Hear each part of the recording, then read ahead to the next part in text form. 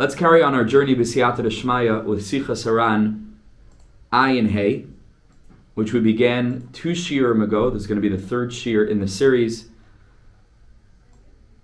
On Sichos HaRan, Ayin Hey, which is, as we've discovered, a sicha about Tefillah. The whole sicha is about Tefillah. And we've been working through different parts of the Sicha, and today, Be'ezus Hashem, we're going to carry on with our exploration. This is not the rest of the Sicha. We're moving just a little bit further. We try as much as we can to get into the depth of every word, as much as we can to be able to reveal insight, to be able to take for our own growth and Avodas Hashem, to grow closer to the Master of Heaven and Earth, to live conscious lives. So let's just go back a little bit into the content that we had last week, even though we spent most of our time looking at a lengthy piece from the teachings of Rebbe Nachman and Likutei Halachos that gave us 3 categories of tefillah, the first 2 of which are lower than Torah, the third of which is on par, or it may be even higher than, as we learned, higher than Torah study. And let's go back into what we learned last week from the actual Sicha. So we begin, every person, in accordance with what we know about ourselves and our spiritual level, or the degree of our humanity, how much we're entrenched in the physical world. So a person should know Tefillah is so incredibly lofty and elevated, as we've learned, that we're distant from this experience. So our expectation, like we said, should be a little bit more contained, a little bit more realistic. Ki tefillah, like we learned, is gavaya ma'oid ma'oid. Tefillah is so incredibly elevated. The gavaya yoyser milim Torah, right? Which is what we spent a lot of time last week exploring. What does this mean? Tefillah can be higher than Torah study, and therefore, but what the Rebbe means is mehechan yizke la'avoda gavaya kazu. How could a person even walk into the experience of davening and to think within his or her mind that this should be something that we should do easily, and we should be able to focus, and we should be able to connect to every word? Tefillah is so high, it's so lofty, it may be even, like we learned, higher than Torah in some respects. How could it be that we should have this expectation of going in there and being able to just rock it, every single word, to be able to say it with all our heart and soul? Let's be honest, we're far from this. We're distant from the experience of Tefillah. Like we said last week also, Tefillah represents the concentrated uniqueness of our mission in this world. As Medabrim, we're able to utilize speech in a super advanced way, and to be able to use the unique capacity of our humanity, which is speech, to connect to the being which humanity alone can uniquely connect to, with the consciousness of where everything comes from, and to speak to that Creator. It's worth coming down to the world for all what we go through to one time have a lucid conversation with the Master of Heaven and Earth. Just one time, that would be shocking enough. It's mamish, like you'd think a monkey just waking up and becoming human. There's a writer, Franz Kafka, so one of his stories is about a monkey that just becomes a person. It's shocking, right? It would be shocking to us to think of such a thing, even though evolution claims that this is what happened. But al kapanim, monkeys as you see it now, it would be a shocking leap for a monkey to all of a sudden develop human characteristics. That's what it would be like if humanity just functioned as human beings, the way that human beings ordinarily function, and one time one human being looked up, cleared his or her mind from the spreadsheets and the noise and the politics and the economy and all these human constructs, and prayed. That's unbelievable. That would mamish be like an awakening, like an awakening to a super consciousness. If only that happened one time in human history, it would already be something to think about and write about in the history books, and they'd be just talking about this incredible phenomenon that a human being prayed. Not simple, mamish not simple. And so if one time we could be conscious and clear our mind of the noise or the external illusion of being to pray, to daven to HaKadosh Baruch Hu, the biggest deal in the world. So Al-Kain therefore, says the Rebbe, Allah La'asis Eshalai. Why is the Rebbe telling us this? The expectation should be realistic.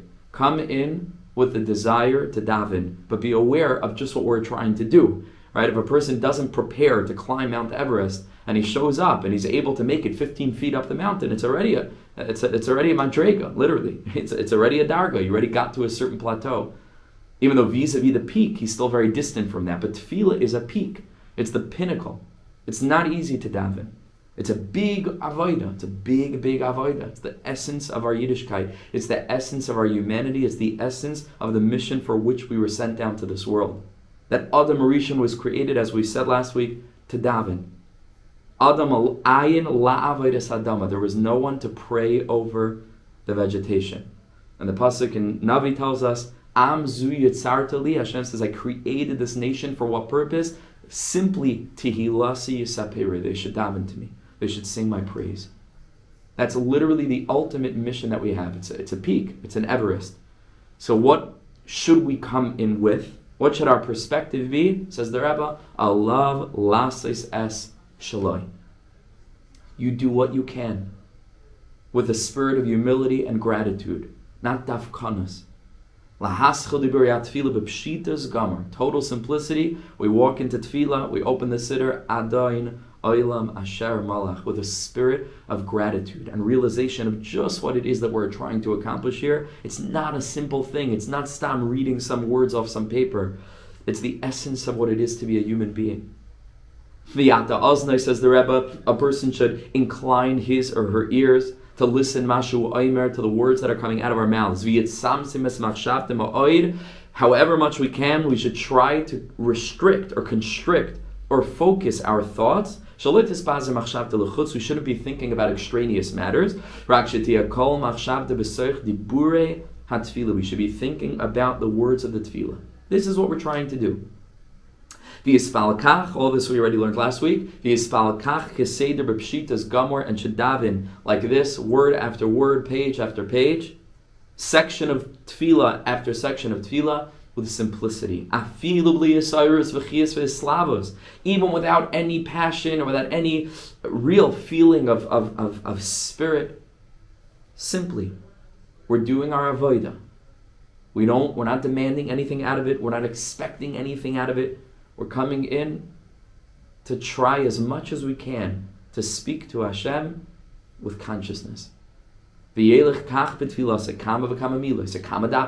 However many words or pages, like we learned last time, you can awaken from this itself. Just the simple experience of davening. You never know when inspiration strikes. You never know, like we learned on our WhatsApp status, I think last week or 2 weeks ago, you never know when the window opens. When the window opens and all of a sudden dveikus fills your heart. You never know. It can happen unexpectedly. So after that, Hashem can help a person to an experience of awakening. Now, here we get into another nekuda. And this is what I had intended to do last week, but we didn't have time because the piece from Likutei Halachos took us a long time. So we're going back a little bit. Says the Rebbe, he says if a person goes through their entire tefillah and they tried and they said every word with tamimas and pshitas, but they weren't able to daven with that sense of his service, of longing, of yearning, malasos, so what can you do? Says the Rebbe,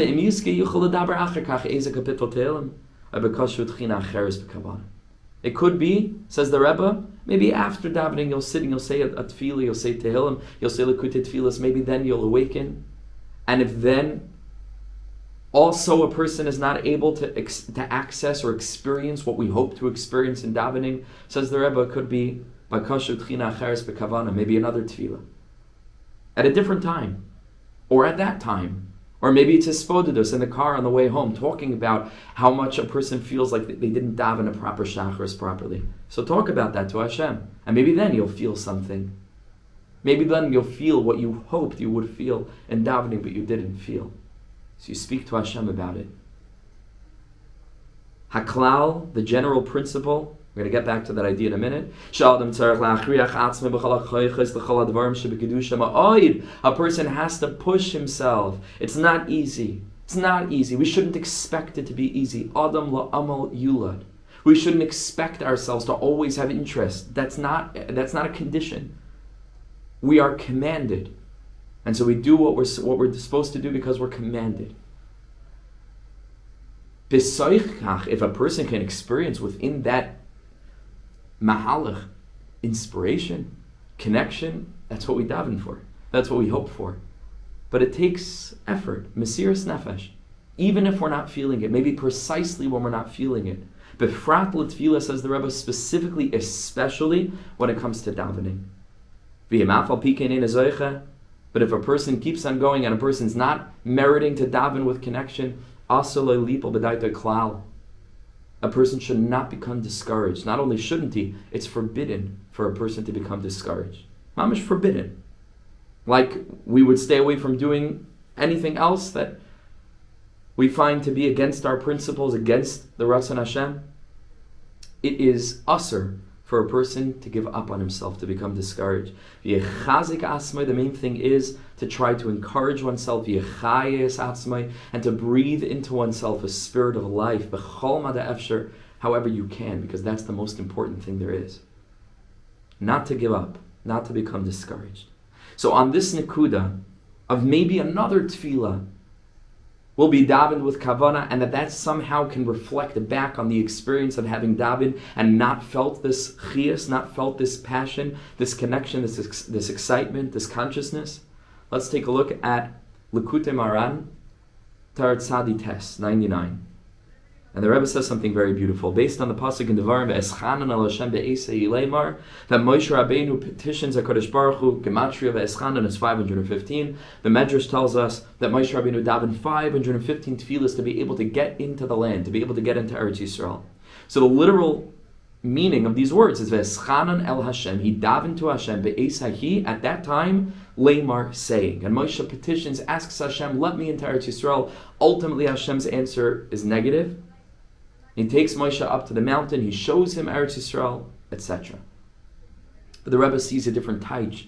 The Rebbe understands these words in a way that's a little bit more relevant to you and to me, to our journey, to our experience. So the Rebbe says, our ideal is that our davening should be with tremendous cleaving, with tremendous consciousness, with tremendous connection to Hashem. But says the Rebbe, from time to time, halavai, it should only be from time to time, but sometimes that a person is not able to daven with this feeling of dveikus, of connection. A person shouldn't say, so then forget it, what's the point? So I'm not going to daven at all. Because the person finds that they're unable to daven this particular tefillah with dveikus. So maybe the tefillah is not going to get answered.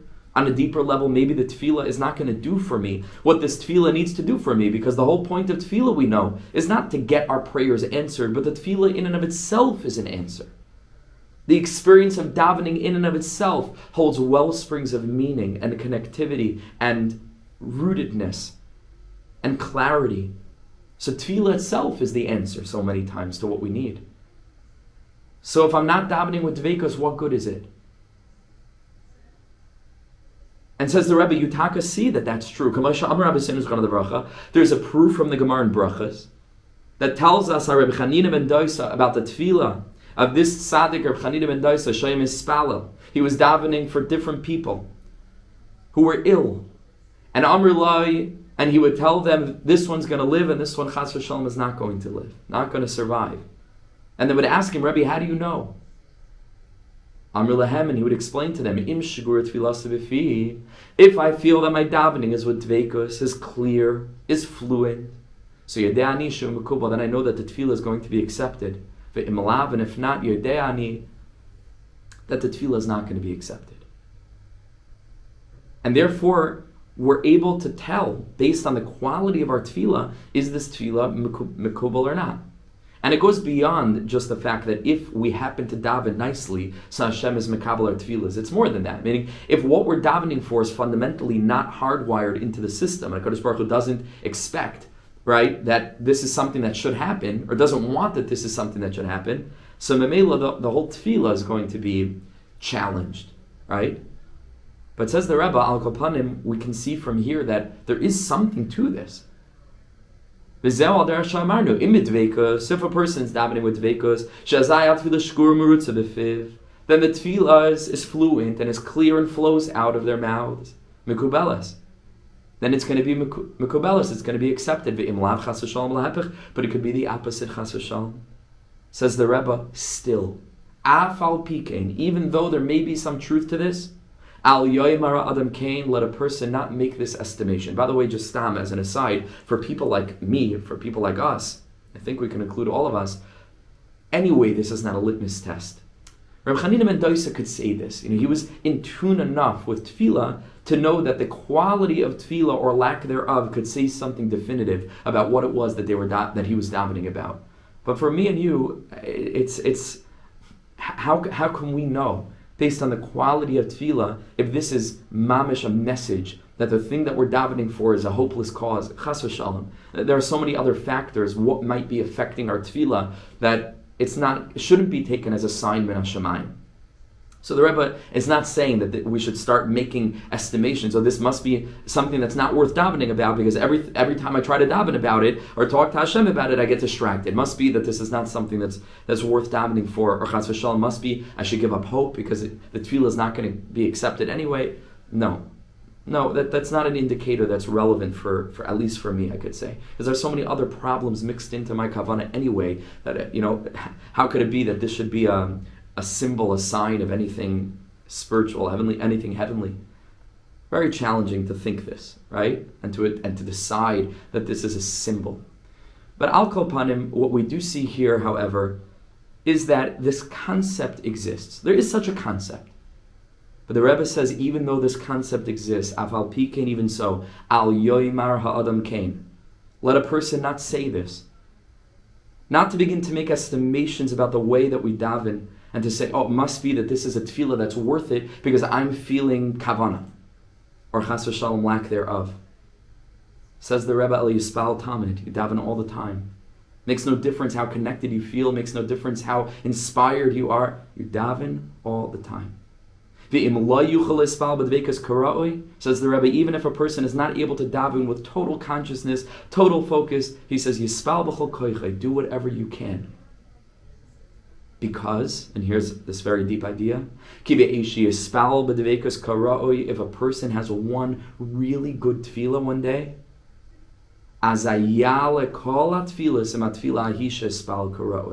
then all of the other times that a person may have davened without the requisite kavanah, without total clarity, maybe came late to davening, had to skip through the halalukas, as there's a whole system of which ones take precedence, and a person davens and just didn't have kavanah, that tefillah wasn't in vain.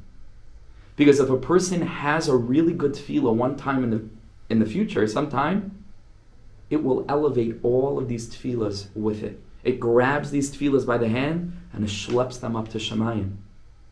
And this is not Rebbe Nachman's Chiddush. You find this in other Sfarim, earlier Sfarim, Yaris Dvash, and many other sources that say the same thing. But the Rebbe's Chiddush over here is that he puts it into this pasuk. The way the Rebbe read a pasuk. All of us know this pasuk, V'eschanan el Hashem be'eis hahi lemor, that Moshe Rabbeinu daven to Hashem at that time, saying. But listen to the way that the Rebbe interprets this pasuk. V'zehu, V'eschanan el Hashem. Says the Rebbe, it's talking not about Moshe Rabbeinu davening, about getting into Eretz Yisrael at one time in history. It's speaking about me and you. The Torah is telling us, daven.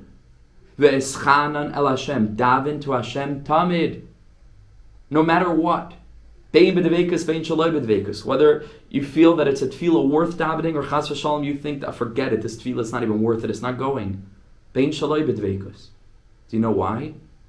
Do you know why you should always daven, irrespective of your spiritual connection or lack thereof? Because the pasuk continues, Ba'es hahi lemar. Ba'es hahi is a reference to some time in the future.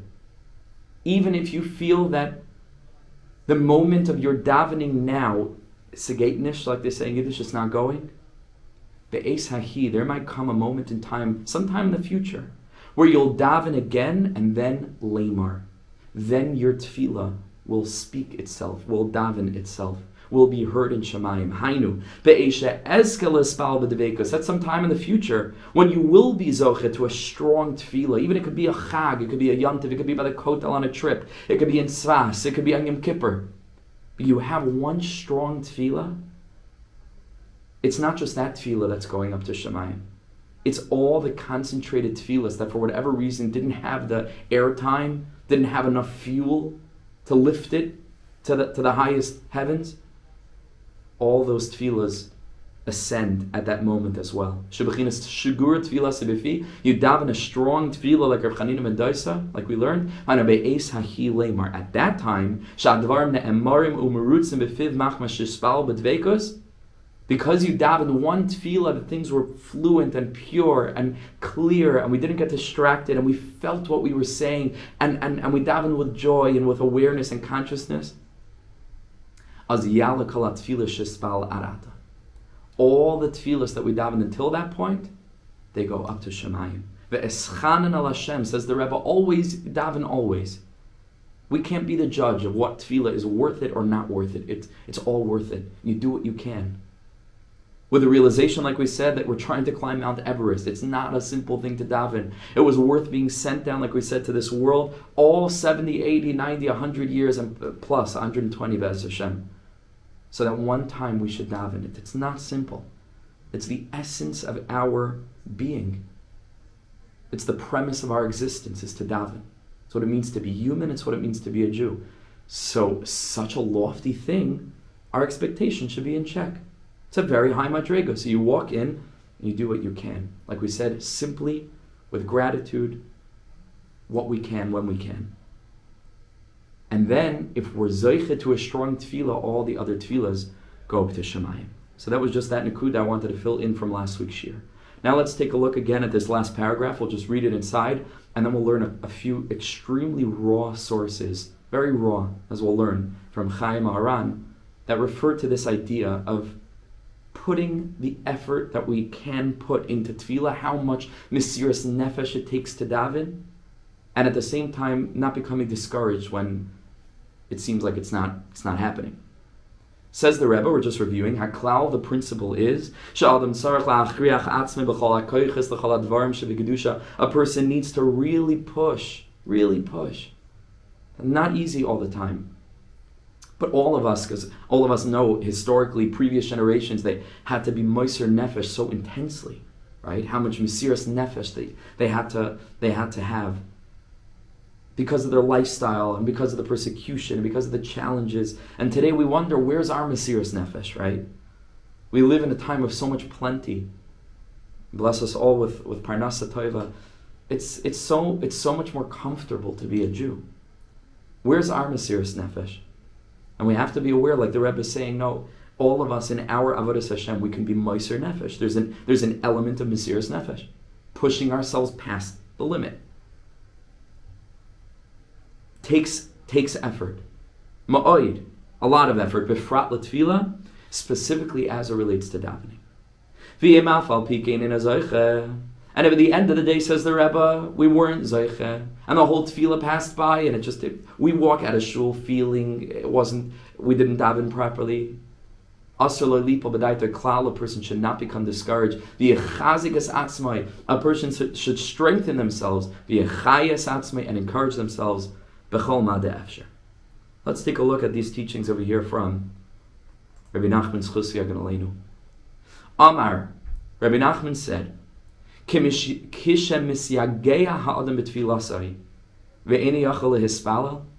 when a person really wears themselves out, tires themselves out in their davening, does what they can, but for whatever reason they're scatterbrained, they have a lot weighing on them, they have a lot of things that they're worried about or things that they're thinking about, anxious about, things in the future, and they're not able to daven properly, says the Rebbe, so our avodah becomes not chas v'shalom, close the siddur and say, I'll try again next time. Start to say the words b'pshitus gamur, with total simplicity. Hakel, Hagadol, Hagibar, V'hanoira, literally just the letters, the aleph base, the simple words. Belichias, Ve'eslavas klal, without any kind of encouragement, excitement, thought, consciousness, investment of self.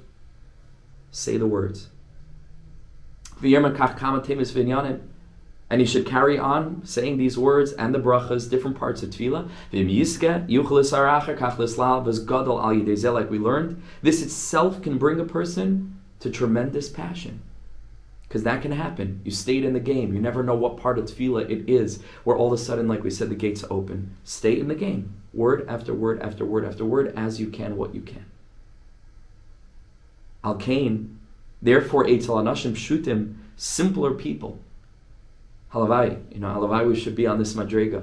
Simple people, simple Jews. When we enter into tefillah and we have a genuine interest, not just in fulfilling what the halacha is, or sort of just checking off the list. Okay, shachars, check, mincha, check, said all the words, wrapped on the tefillah, wrap them off. But something deeper. We want to experience tefillah as the spiritual experience it can be. Says the Rebbe, a lot of times you gotta wait. It doesn't happen so quickly. How many ups and downs and vicissitudes we experience throughout the journey of tefillah. Not every piece of tefillah is created equal. Every part of tefillah is different. Sometimes we feel more connected to one part of tefillah than the other part of tefillah. It could be a journey. First, we try very much to daven with focus. But that doesn't work out. Then we need to just say the words simply. Like we said, Akel, Hagadol, Agibar, even if we don't have this kavanah of the meaning of the words, just to say the words. That's our avodah then. And then you get into it a little bit more. Does this sound relatable? It certainly does to me. And that's why it's so refreshing. You learn from Rebbe Nachman. It's so refreshing because it's just super, super real. This is what our tefillos look like. So other Svarim talk about the ideal. And when you just read about the ideal all the time, it can get very discouraging. Right? Because you look at your own tefillah and you say, wow, it doesn't look like it's, like it's being described in the Sefer. But the Rebbe's Yored, the Rebbe, because of his greatness, is able to descend and mamish hold our hand where we are. Like his famous mashal of the turkey prince, some of you are familiar with, where the wise man gets under the table with this turkey, right, with this boy that thinks he's a turkey, and that's how he lifts him out.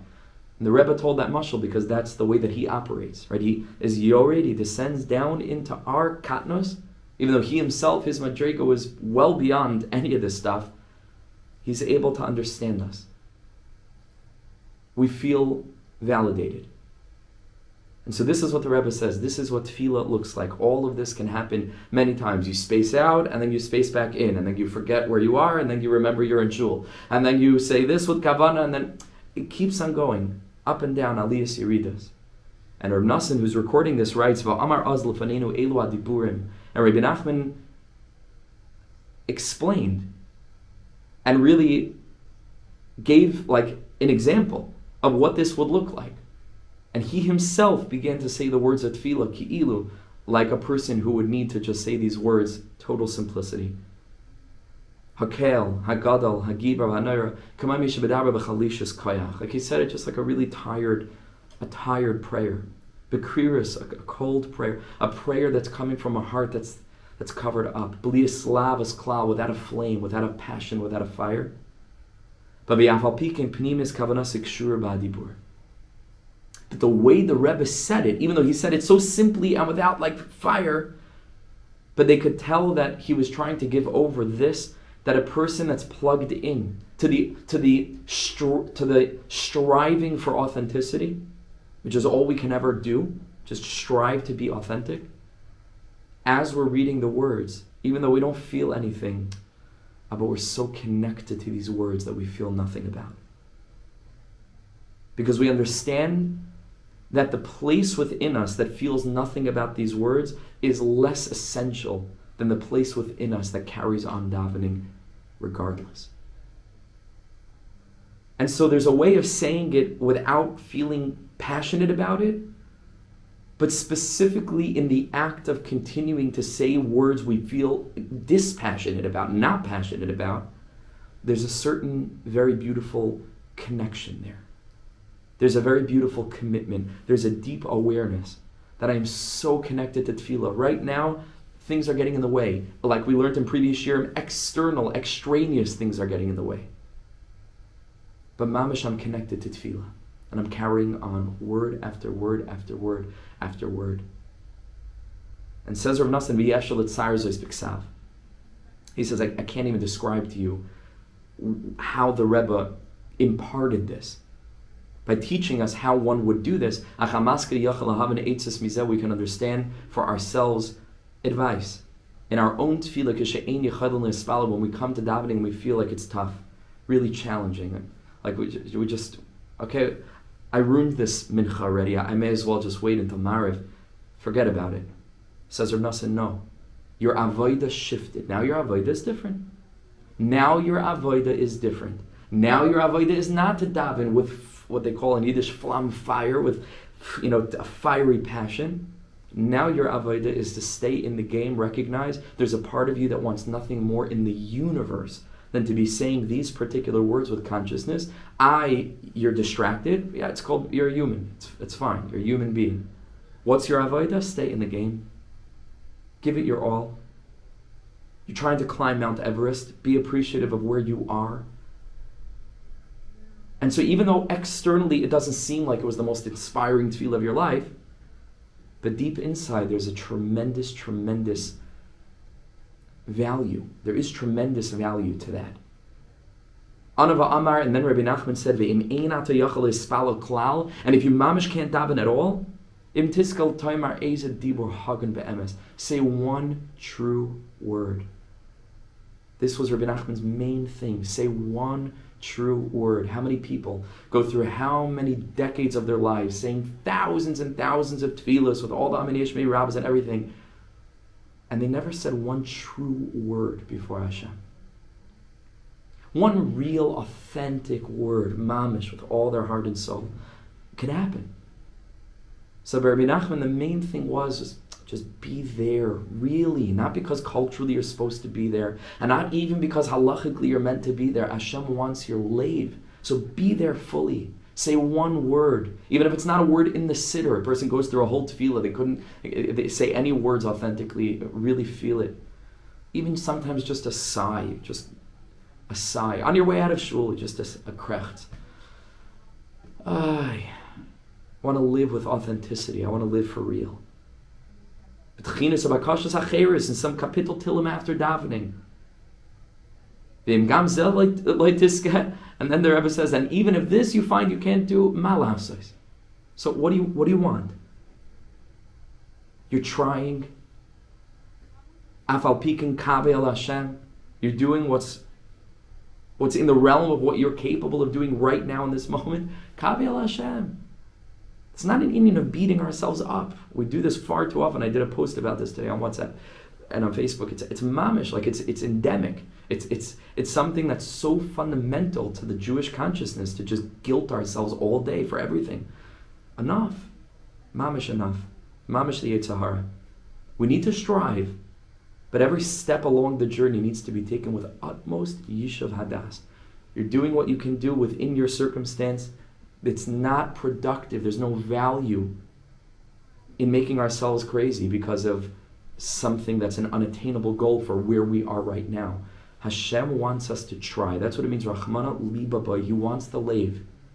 He wants an investment of heart and soul. If it's not working, says the Rebbe, do what you can. Afal pikin kave el Hashem. So you keep on davening to be able to daven, which is another beautiful tefillah of the Rebbe.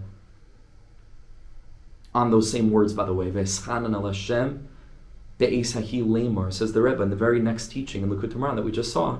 The Rebbe says, you know what Moshe Rabbeinu was davening? V'eschanan el Hashem. Sometimes you come to Hashem and you cannot daven. Actually, this might be a Berditchever teaching. I'm not sure. I think it might be. It's a Berditchever teich on V'eschanan el Hashem. But Rebbe Nachman speaks about this concept called Tefillah al Tefillasai. To daven, about being able to daven in Likutei Moharan Tinyana Chav Hey, the 25th lesson over there, which is about Espodedas. But Al Kalpanim, this is also another meaning of those words. V'eschanan al Hashem. If you cannot daven to Hashem, so you know what you should daven about? Lemar. Daven to be able to daven. Daven to be able to daven. And if you can't authentically daven about being able to daven, guess what? Maybe there's some part of you that really wants to be able to want to daven. So daven about wanting to daven. Daven that you should have the ratzon to daven, and so on and so forth. This is called Kavi el Hashem. We continue. Pam achas, says Reb Nachman, one time, Amadnu lefanav, we stood in front of Rebbe Nachman. This is such an amazing piece. V'yigiyaz mansudas halayla, it was dinner time. V'yiroitz le'echel imanu, and he wanted to eat with us, with the Hasidim. But v'ani, says Rebbe Nachman, lo yispalalti aris adayin, I hadn't davened Marav yet. V'schalti li yishamit mimenu, so I tried to slip away. Umin ha'olam, and from all the chevra there, sha'amdu lefanav, that were standing there, k'dei leilech v'lispala aris, that I should go and be able to daven Marav, and then I'd sneak back in. V'hu zechron levracha ra'a, and Rebbe Nachman saw what was going on. Ra'a zois v'shal, and he asked, Mazois, what are you doing? Where are you going? V'yishiv, and says Rebbe Nachman, I answered the Rebbe, ki lo yispalul arvis adayin, that I didn't have a Marav yet. Anava Amar, so Rebbe Nachman said like this, of course in his unique, witty way. He had a very particular style. See, he said, how do you want to leave us here, waiting until you daven, and then you'll come back? Who knows what will happen to you during your experience of davening? Who knows where you'll go? Who knows what you'll transform into? Maybe you won't be the same Rebbe Nachman when you come back. And what he meant to impart was ki tefillah tzrichin lehispal b'mesiras nefesh, because tefillah mamish needs to be davened with total, as we're going to see in a minute, mesiras nefesh. Mesiras nefesh, giving of yourself into davening, even if we're not feeling it, and even if the ideal is to get out of that part of our egoic mind that needs to feel, that needs to. It's not about that. It's coming to davening, b'klois nefesh, mesiras nefesh, opening myself up to the Ein Sof, to the infinite. If I feel, it's wonderful. If I don't feel, it's also fine. Mesiras nefesh. V'havan advarim, says Rebbe Nachman, you need to understand this deeply. Ki kach tzrichem be'emes l'spal b'mesiras nefesh kazeh, u'bebitul kazeh. We need to daven with such mesiras nefesh, that tefillah could totally transform us, that we can be totally different after Marav. So Rebbe Nachman was humorously saying, Rebbe Nachman wants that we should wait for him to daven and then he'll come back. Maybe it'll be someone else who comes back. Maybe he won't come back. Rebbe Nachman's Marav, he was trying to say, wow, Rebbe Nachman's simple Marav of everyday evening, it's dangerous. It could be dangerous. It should be a little bit dangerous. And he was drawing on a teaching from the Baal Shem Tov. Because in Sichos HaRan, which is an early collection of the teachings of the Baal Shem Tov says this dramatic thing, like many things the Baal Shem Tov says, very dramatic. Yachshav koydem atfilah, he says a person should begin when he walks into davening, shehu muchan lamos ba'isa atfilah machmas hakavana. I'm ready to die. I'm ready to leave the world. Mesiras nefesh. I am ready to invest myself into this tefillah with such a degree of kavana, which we have no asaga what this means by the Baal Shem Tov. Kavana, it means much more than, nobody died from translating, verses. It means more than just the simple meaning of the words. It was a meditative experience by the Baal Shem Tov. What tefillah could be, you could mamish leave. You could transcend the body and the soul can leave. This, says the Baal Shem Tov, ad kedei kach, was the mesiras nefesh that a person should have for tefillah. Yesh mechabnin, he says, there are those that have this meditative kavana to such an extent, kol kach, ad sheva amin beteva hayuchal lamos, b'shtayim b'shalosh tevas, shama lefanav yizbar. They can literally die from saying 2 or 3 words. The neshama detaches from the experience of physicality. There is no longer any body, which what we call in halacha hispashtus hagashmias.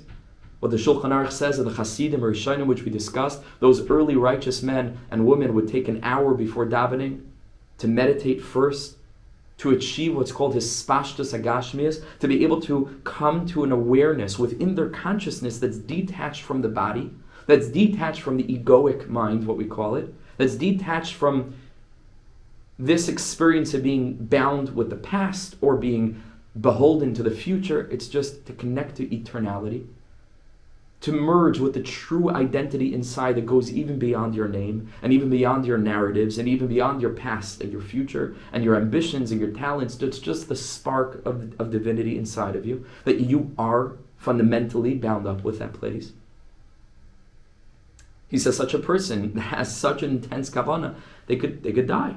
Say 2-3 words of tefillah, it's like a dangerous thing. It's a sakana. Literally, sakanas nefashis. Shiur lefanav yizbarach. So he says such a deep thing, if a person will think that this is possible in davening, even though it's a very high madrega,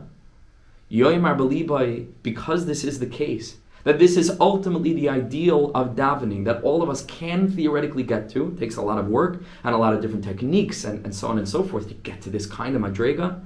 But al kapanim, that a person thinks to themselves, this is a thing that's possible. I might not make it back home after this tefillas mincha. Hopefully, again, we should all live long and happy till 120. But it's an extreme understanding. Like Rebbe Nachman says, Rebbe Nachman's going to daven Mariv, you might not come back. Right? It's like a very intense thing. If a person has this in mind, so Yoyim Arbaliba, the person will say to himself, Lamali eza pniya v'gaiva ba'isa tefillah. How could I have any kind of arrogant thought in this davening? Kivin shebadaita afilu lamas. I might not survive this tefillah. Meaning to say, as absurd as it might be for a person on their deathbed to be thinking self-conscious thoughts and to be propping themselves up in such a way to say the right things and to do the right things so that other people standing around might have a positive, favorable opinion of this person. It's absurd. The person's about to leave the world. What value is it anymore? Other people's perception of you. You can't be authentic on your deathbed, so then, like, when else might a person ever be authentic? There's just that moment. Says the Rebbe, in a certain sense, every tefillah is a deathbed. Your makam kavua and shul is your deathbed. Again, we should all live long and happy. I just keep on saying till 120 years old, because we don't see that people just die of prayer, right? We don't see that. Baruch Hashem, we don't see obituaries. Cause of death, tefillas mincha. You don't see this. Baruch Hashem, people come home safe and sound from davening, and he's going to say it's a chesed Hashem. But theoretically, if tefillah is seen in such a light, so then tefillah, which on the one hand can become the most, there's the most potential in davening for pniyas, for ulterior motives, and what's this one thinking of me? And shul, it's a very, very tenuous environment for personal, authentic striving. Right? Says the Baal Shem Tov, in a certain way, we should be thinking to ourselves, in this moment, like on a person's deathbed, nothing really matters. None of this matters. It makes no difference what this person thinks about my davening, because the same way I wouldn't care what this person thought about my Kriya Shema on my deathbed, because in 5 minutes I'm not going to be here anymore. This is what we should think every davening. So it's incredibly powerful. Incredibly powerful. A very radical perception of what tefillah might look like, and how we can overcome these feelings of other people and validation and all this stuff. Tefillah is the end. Le'es mitzay, the Gemara says, is a shas tefillah. This might be one of the interpretations, actually. I'm thinking now, that Gemara. Al zois yispal kol chassid le'es mitzay. A dangerous time. Tefillah. It's a dangerous time. Yispal kol chassid elecha le'es mitzay. Tefillah is an es mitzay. It's a dangerous time. So you think that none of this matters at all. He's ready to leave the world. So then what does it matter? And he closes, it's a very great kindness from Hashem. That a person can finish tefillah and he gets out unscathed. He leaves tefillah live among the living is a big chesed, he says.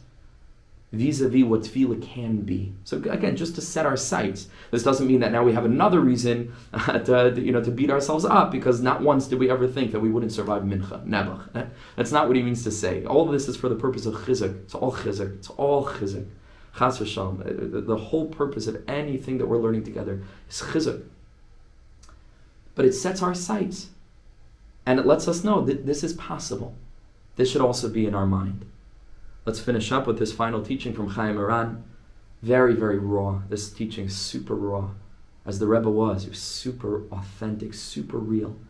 Which is why we love him so much, why we feel so moved by his teaching so much, because he's relatable. Because he spoke about his own stuff. And he didn't pretend to be this perfect person in an ivory tower. He's mamash a human being. Like me, like you. Says Rebbe Nachman, and with this we'll finish for today. Amadti lefanav be'erev Rosh Chodesh Menachem Av. I stood before him Erev Rosh Chodesh Av. B'yom Rishon b'Shabbos, it was a Sunday, le'es Erev, toward evening, be'esha poisken le'echel basar, where you have to finish eating meat before the 9 days. Vaya'az mu'uyam ma'oid. We can translate these words. We have no idea what this was. One of the things I'm looking forward to in leaving this world, hopefully again after I'm 120 myself, is to meet this person, Rebbe Nachman. Like I'm really looking forward to that. I really am. Just to get to put a face to the name type of thing. Just like we read all these descriptions of him. What might that have been? Like what is this spirit of the Rebbe? This portraitless, empty chair. That's all we have. So Reb Nosson describes Vaya'az mu'uyam ma'oid. He was in a state of mu'uyam, and like a terrible state. We have no idea what this is like, what this means. And of course, this is all grist for the for all the this psychological retrospective psychoanalysis that they subject Rebbe Nachman to. He was beyond all of this stuff. What was he, manic depressive? Was he bipolar? I don't know. He was none of these things and all of these things and beyond all of it. But he was mu'uyam ma'oid. He was in a state of bewilderment. V'shachav amitasai, and he was laying on his bed as he often was. He was very sickly. V'shasak harbe, and he was just quiet. But his quiet wasn't just a regular silence. It was a pregnant silence. It was full. It was heavy.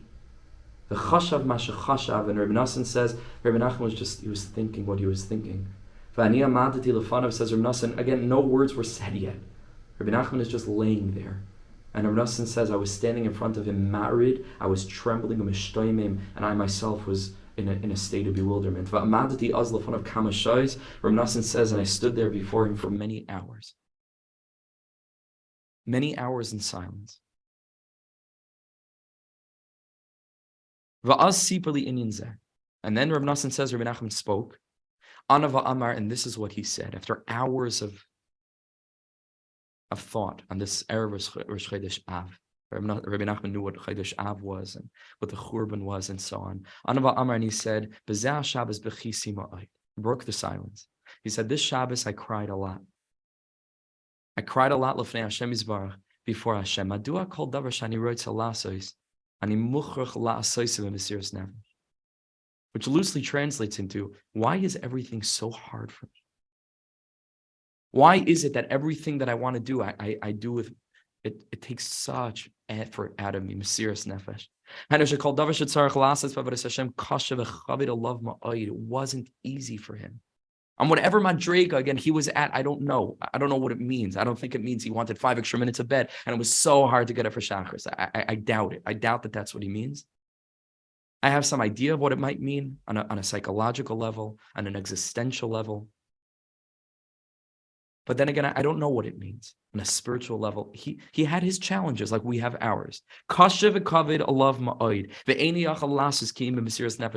was going to do it, he had to push to do it. He had to force himself to do it.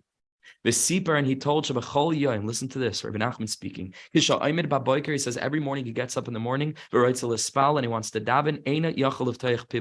This is Rebbe Nachman. He couldn't open his mouth to daven at all. And he had nothing to bring himself to life with, to encourage himself. This is every morning. Every single morning, this is what he suffered through. So instead he turns to song. Instead he turns to music.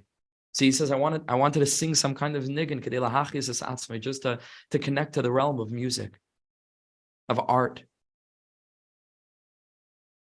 to bring a little bit of melody into my life, of rhythm, says Rebbe Nachman, that also was withheld from me. Because he can't think of any particular song. His mind is blank, parched. Every single morning, Rebbe Nachman wondered, how am I going to do this? How am I going to get through this tefillah? I have no energy to daven. But he pushed himself and he davened. Rebbe Nachman said that when he would come to daven and he would maybe start davening like he's telling us to push past these obstacles, which is another reason why Rebbe Nachman is so much more relatable, because he was not just giving advice from an ivory tower, he was telling us what worked for him. He made it clear that he understood our struggle, our challenges. So when he started davening like that, so then a tune would come into his head and it would give him life. It did not come easy to him. And not just his general madregas didn't come easy to him. Nothing in Yiddishkeit came easy to him. He pushed. He worked at it. He revealed the level of wanting even beyond the layer of not wanting. He showed up. He gave it his all. He did what he could. Says Reb Nachman, from this Nisar Libi, I became incredibly inspired. And I began to apply this rule to ourselves. To be able to learn a kal v'chomer mimenu from Rebbe Nachman. How much we need to encourage ourselves. And to do whatever we can, even if we don't want to, and even if it's hard. That's why we're in this world, not when it comes easy, but when it's challenging. Stand up to the challenge, push yourself. You can push yourself. And it's not even pushing yourself. It's one part of yourself pulling the other part of yourself along. Not even pulling, maybe beckoning, maybe embracing. If such an awesome tzaddik, an awesome righteous person and a holy person like him, he himself needed, and it was hard for him, and he pushed himself called tefillah. Called every holy thing, and he had challenges in his own ways, and he had heaviness in his own ways. Called so much before he did anything. How much in our own avodah, the challenges that we face, that in proportion are presumably less than what he faced, how much we need to show up as much as we can, and to push ourselves as much as we can, pull ourselves. Is it ever right? So how much we need and to toil and to really just be willing to give ourselves up. Specifically when it comes to davening, which is really hard for a person. It really is.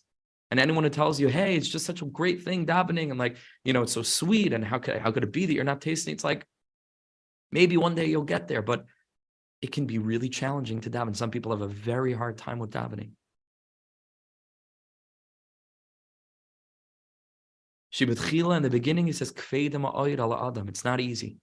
It takes a lot of toiling and to come up with all these different kinds of pieces of advice, like we're learning from Rebbe Nachman now. All these different eitzes, just to say one word after the other, different perspectives we learned in previous year and from the Baal Tanya and from the Chavis HaTalmidim, different pieces of advice, how to deal with distraction during tefillah and so on. Maybe you'll be zeicha to say just one holy word. Mean it.